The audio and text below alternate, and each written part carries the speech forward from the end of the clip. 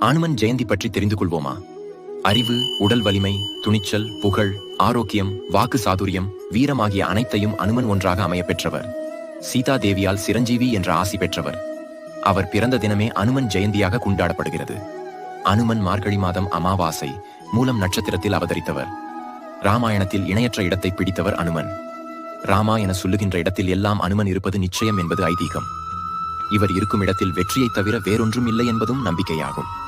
தமிழ்நாடு, கேரளா போன்ற தென் மாநிலங்களில் மார்கழி மாதம் அமாவாசை மூல நட்சத்திரத்தன்று அனுமன் ஜெயந்தியாக அனைத்து அனுமார் கோயில்களிலும் வைணவ கோயில்களிலும் சிறப்பாக கொண்டாடப்படுகிறது. வைணவ கோயில்களில் அனுமாருக்கு தனி சன்னதி உண்டு. அனுமாரை திருமாலின் சிறிய திருவடி என்று போற்றுகின்றனர். தமிழ்நாட்டில் அனுமன், அனுமார், ஆஞ்சநேயர் என்றும், கர்நாடகத்தில் அனுமந்தையா என்றும், ஆந்திரத்தில் ஆஞ்சநேயலு, சஞ்சீவையா என்ற பெயர்களாலும் அழைக்கப்படுகிறார். மகாராஷ்டிரத்தில் மாருதி, மகாவீர் என்றும், உத்தரப்பிரதேசம் மற்றும் இந்தி பேசும் இடங்களில் பஜ்ரங்பலி என்றும் அழைக்கப்படுகிறார்.